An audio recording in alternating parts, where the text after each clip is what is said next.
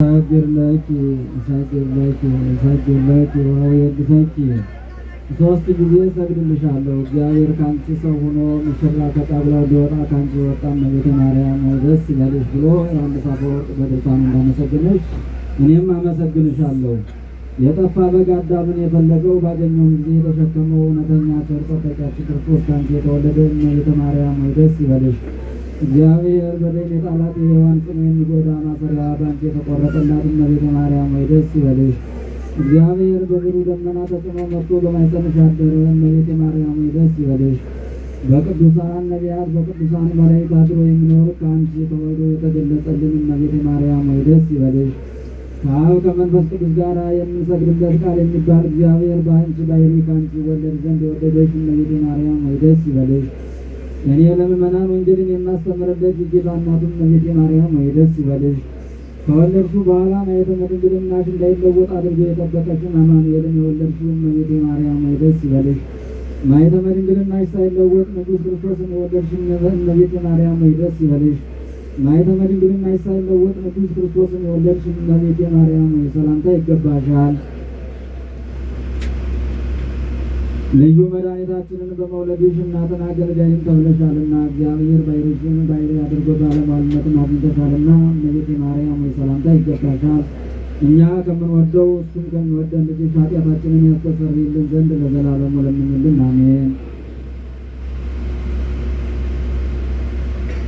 ተአምሪሃ ለእግዝእትነ ቅድስት ድንግል በክልኤ ማርያም ወላዲተ አምላክ ጸሎታ ወበረከታ ያሃሉ ምስለ ኩልነ ሕዝበ ክርስቲያን ለዓለመ ዓለም አሜን። ልመናዋ ክብሯም ለዘላለሙ በእውነት ይደርብንና አምላክን የወለደች በድንጋሌ ሥጋ በድንጋሌ ነፍስ የጸናች ክብርት እመቤታችን ያደረገችው ተአምሪ ነው።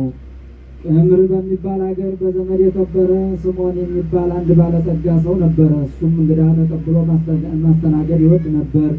ሰውየው እጅግ ደግ ነበርና የበጎ ጠላት የሆነ ሰይጣንም ይህን በጎ ስራውን በተመለከተ ጊዜ በእሱ ላይ ከፍተኛ ቅናት አደረበትና ከኃጢአት ሁሉ በሚበልጥ የኃጢአት ረግረግ ይጨምረው ዘንድ ወደደ። ከዚያም ከዕለታት በአንድ ቀን ሰይጣን ጭፍሮቹን በሦስት መንገደኞች ሰዎች አምሳል ላካቸው። እነሱም ሩቅ መንገድ እንደሄደ ሰው ከፊታቸው ላይ ላባቸው እየተንጠፈጠፈ ወደ ስምዖን ደረሱ። በዚህም ጊዜ እጅግ ራራላቸው። ከዚህም በኋላ ጌቶች፣ ፀሐይ ልትጠልቅ ተቃርባለች፣ እነሆ ወደ ባሪያችሁ ቤት ገብታችሁ እደሩ። በዚያ የእንግዶች ማደሪያ አለና እግራችሁን አጥበናችሁ በዚህች ሌሊት ከድካማችሁ አርፋችሁ ነገ ወደ አሰባችሁበት ትሄዳላችሁ አላቸው። እነሱም አይሆንም፣ በውጭ እናድራለን እንጂ አንገባም አሉት። እጅግም በነዘነዛቸው ጊዜ እኛስ ያንተ የእግዚአብሔር ወዳጅ የሚሆን ልጁንም ሊሰዋለት እስኪደርስ ፈጣሪውን ደስ የሚያሰኝ እንደ አብርሃም መልካም ሰው እንደሆንክ ተመለከትን። ዳሩ ግን ፈቃዳችንን ትፈጽምልን ዘንድ ቃል ኪዳን ግባልንና እንገባለን አሉትና እሱም በጠየቁት ጊዜ እንዳይክዳቸው እንግዳን ስለመውደዱ በጽኑ መሐላ ምሎ ወደ ቤቱ ይዟቸው ገባ። ወደ ቤት ገብተው ለብቻቸው ትንሽ ካረፉ በኋላ ከአንተ ዘንድ ስለምንጠይቀው ነገር እነሆ ጊዜው አሁን ደረሰ አሉት። እሱም ጌቶች፣ የምትፈልጉትን ነገር ጠይቁ እፈጽምላችኋለሁ አላቸው። እነሱም ወንድ ልጅ አለህን ብለው ጠየቁት። እሱም አዎን፣ አንድ እሱ ብቻ አለኝ፣ ከሱ በቀር ግን የለኝም አላቸው። እንግዲያስ ፈጥነህ አምጥተህ ሰውተህ ለእራት አዘጋጅልን አሉት። እሱም ጌቶች፣ ይህ እንዴት ይሆንልኛል? በእኔና በሰው ሁሉ ዘንድ ይልቁንም በወላጆች አካባቢ ጭንቅ ነውና አላቸው። እነሱም አስቀድመህ የገባህልን ቃል ኪዳን ይታበላልን አሉት። ስምዖንም ስለ መሐላው ካሰበ በኋላ አብርሃም ልጁን ይስሐቅን አርዶ መሥዋዕት ለማቅረብ ልቡን እንዳስጨከነና እንዲሁም ዮፍታሔ ለእግዚአብሔር ብፅዓት አድርጎ የሚወዳት ልጁን ለመሥዋዕት እንዳቀረበ እሱም ልቡን አስጨከነና ቤተሰቦቹ ሳያዩ ልጁን አርዶ ሥጋውን አቀረበላቸው። እነሱም አስቀድመህ ያዘጋጀኸው አንተ መቅመስ ይገባሃል፣ ከዚያ በኋላ ለእኛ ትሰጠናለህ፣ በሀገራችን ልማድ አለና አሉት። ጌቶች፣ ለሰው እንዴት የልጁን ሥጋ መብላት ይቻለዋል አላቸው። እነሱም አንተ ሰው ስለ ራስህ ወቅ፣ የገባኸውን ቃል ኪዳን አስብ አሉት። በዚህም ጊዜ ልብሱን ቀዶ ወይ እኔ ወዮታ አለብኝ፣ እግዚአብሔር አብርሃምን የልቡን ቆራጥነት ሊፈትነው በወደደ ጊዜ አብርሃም ብሎ ጠርቶ የምትወደውን አንድ ልጅህን ይስሐቅን እኔ ወደማሳይ ተራራ ላይ ወስደህ በዚያ መሥዋዕት አድርገህ ሰዋው አለው። አብርሃምም ያላንዳች ማወላወል የፈጣሪውን ትእዛዝ ይፈጽም ዘንድ ካራውን ነጥቆ ልጁ ይስሐቅን አርዶ ለመሥዋዕት ያቀርብ ዘንድ ዝግጁ ሆነ እንጂ የልጁን ሥጋ ይበላ ዘንድ ግድ አልተባለም። እኔም እኮ እንደዚሁ ስለ መሐላዬ ልጄን አርጃ ቀረብኩ። ነገር ግን የልጄን ሥጋ በላ ዘንድ ጨነቀኝ፣ ጠበበኝ፣ ወይኔ ወዮት አለብኝ። ዳግመኛም ስምዖን እንዲህ አለ። የእስራኤል መስፍን ዮፍታሔ የአሞንን ልጆች ሊወጋ በተሰለፈ ጊዜ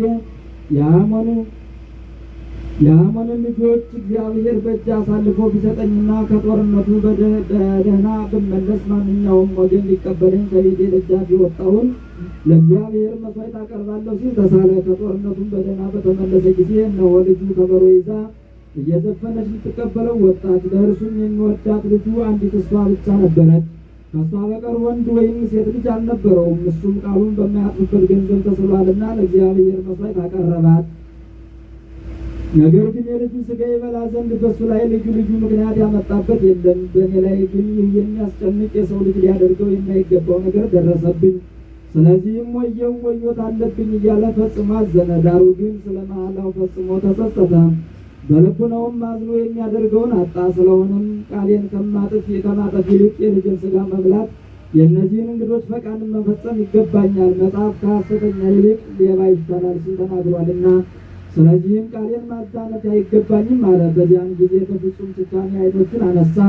የልጁንም ሥጋ ለመብል መልካም እንደሆነ መንፈስ ርኩስ አመለከተው። ለሰዎችም ይሰጣቸው ዘንድ አልተቻለውም፣ ለራሱ ይበላ ዘንድ ሰይጣናዊ መንፈስ አቻኩሎታልና። በልቶ ከጨረሰ በኋላም እኒያን የዲያብሎስ መልእክተኞች አላገኛቸውም። ከዚያችም ሰዓት ጀምሮ ከእህሉ ይልቅ ፍላጎቱ የሰው ሥጋ ወደ መብላት ተለወጠ። የበላቸውም ሰዎች ነፍሳት 78 ይሆናሉ። ባልንጀሮቹም፣ ወዳጆቹም፣ ዘመዶቹም፣ ቤተሰቦቹም፣ ሚስቱም፣ ልጆቹም ሁሉም አለቁ። ከዚህም በኋላ ከቤት ወጥቶ ሄደ። በሄደም ጊዜ ውሃ ከሚጠጣበት ከአንዲት እርኮትና ከአንዲት ጦር በቀር ካለው ሀብት ሁሉ አልያዘም ነበር። ከዚያም ለአገር ሲዞር ሁለንተናው በደዌ ሥጋ የታመመ ድሃ ሰው አገኘ። ያም ድሃ ሰው በጣም ተጠምቶ ነበርና በላየ ሰብን የውሃ እርኮቱን ይዞ ስላየው አምላክን ስለወለደች ድንግል ማርያም ብለው ነፍሴ ከማለፏ በፊት ከያዝከው ውሃ ጠጣኝ በማለት እየተቅለበለበ ለመነው። በዚያም ጊዜ በላየ ሰብ ይህችስ በእውነት ደግ እንደሆነች በአማላጅነቷ ከሲኦል የምታድን እንደሆነች ከሕፃንነት ጀምሬ ሰምቻለሁና በእሷ እማጸናለሁ አለ። ከዚያም አምላክን ስለወለደች ስለ ክብርት ድንግል ማርያም እንካ ጠጣ አለው። ይህንንም ብሎ ጥርኝ ውሃ በድሃው የመሃል እጅ ላይ አፈሰሰለትና ድሃውም ውሃውን ቢልሰው ጉሮሮውን አንጣጣው እንጂ ወደ ወዱ ገብቶ ጥሙን አላረካለትም። ከዚህም በኋላ በላየ ሰብ የቀድሞው አእምሮ ተመለሰለትና ከእንግዲህ ከዋሻ ገብቼ ስለ ኃጢአቴ ማልቀስ ይገባኛል ሲል አሰበ። ነገር ግን ፈጣሪዬን በወዴት አገኘዋለሁ? በውኑ እግዚአብሔር በግፈኞችና በበደለኞች አካባቢ ይገኛልን? ጸሎቴንስ ሲሰማኝ ይሆን? እኔ ኃጢአቴ ከራስ ፀጉሬ የበዛ በደለኛና ግፈኛ የሆንኩ የሰው ልጅ ሊሰራው የማይገባውን በደል ፈጽሜያለሁና፣ ስለዚህም ከኃጢአቴ ብዛት የተነሳ ቀና ብዬ ወደ ሰማይ እመለከት ዘንድ ያሳፍረኛል እያለ ተጸጸተ። እነሆ አሁንም እመቤቴ ማርያም በስደቷ ወራት ከተወደደው ልጇ ጋር የደረሰባትን ራብና ጥም፣ ሌላም በየወገኑ ያገኟትን መከራዎች እያሰብኩ ስለዚህ ሥጋዬ ከአጥንቴ ጋር እስኪጣበቅ አጥንቴም እስኪደርቅ ድረስ ሰውነቴን በረሃብና በጥም እቀጣታለሁ። አባቶቻችን ሐዋርያት ከረሃብ ይልቅ ጦርነት ይሻላል ብለው እንደተናገሩ ከዚህ የበለጠ የሚያስፈራና የሚያስደነግጥ የለምና፣ እንግዲህ ስለ ኃጢአቱ ይህንና የመሰለውንም ሁሉ እየተናገረ ንስሐ ገብቶ እህሉና ውሃ ሌላም አንዳችም ሳይቀምስ በእግዚአብሔር ኃይል 21 ቀን ከተቀመጠ በኋላ ይህ በላየ ሰብ ሞተ። መላእክተ ጽልመትም ነፍሱን ወደ ሲኦል ይወስዷት ዘንድ በማስፈራራትና በማስደንገጥ መጥተው ከበቡት። በዚያን ጊዜ አምላክን የወለደች በድንጋሌ ሥጋ በድንጋሌ ነፍስ የጸናች ክብርት እመቤታችን ፈጥና መጥታ ሰገደችና፣ ልጄ ሆይ ጌታዬ ሆይ ማርልኝ፣ በእኔ ስም ለድሃ ውሃን አጠጥቷልና፣ ይልቁንም ስምሽን የጠራ መታሰቢያሽን ያደረገ የዘላለም ሕይወትን ያገኛል ብለህ ቃል ኪዳን ገብተህልኛልና አለችው።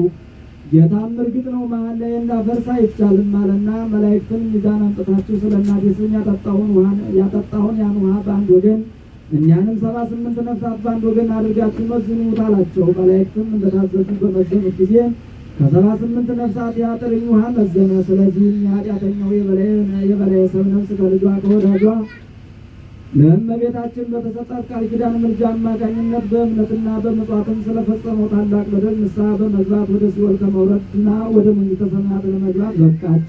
ወንድሞቼ ሆይ አምላክን የወለደች በድንጋሌ ሥጋ በድንጋሌ ነፍስ የጸናች ክብርት እመቤታችን መታሰቢያዋን ከሚያደርግና ስሟንም ከሚጠራ ይልቁንም በሠራው ኃጢአት ተጸጽቶ ንስሐ ገብቶ ከሚሞት ሰው ነፍስ ዘንድ ፈጥና እንደምትደርስ እወቁ። ልመናዋ ክብሯም ለዘላለሙ በእውነት ይደርብን። Tuhan ገብረ መንፈሴ ሊበረክተን ያድርግልን። አሁን